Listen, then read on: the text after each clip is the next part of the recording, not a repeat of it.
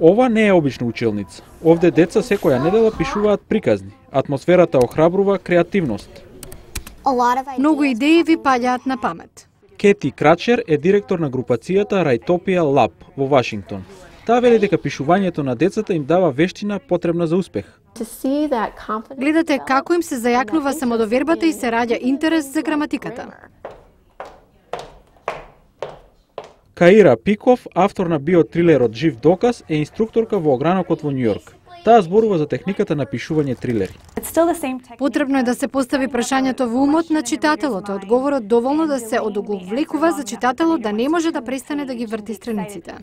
Некои учесници се обидуваат да пишуваат за сцена. Писателката на драми Рејчел Барклеј вели дека за младите писатели една од можностите е да ги поднесат трудовите на годишниот надпревар на светскиот фестивал за драми.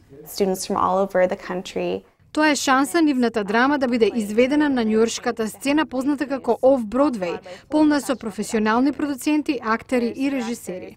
Ребека Волас Сигал, новинарка, ја лансирала Raitopia Lab во Њујорк во 2007 како место каде децата можат да научат да пишуваат белетристика.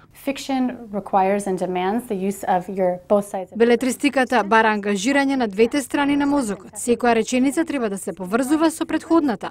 Учиме како да размислуваме и кохерентно да и се изразуваме. Once upon a time, at the quiet end of science fiction, На овие средби особено се инсистира на гласно читање на напишаното. Така добиваме повратна информација. Подобро е отколку кога пишуваш сам, зашто добивате идеи. Raitopia е за младите кои се надеваат да го живеат нивниот сон во светот на литературата.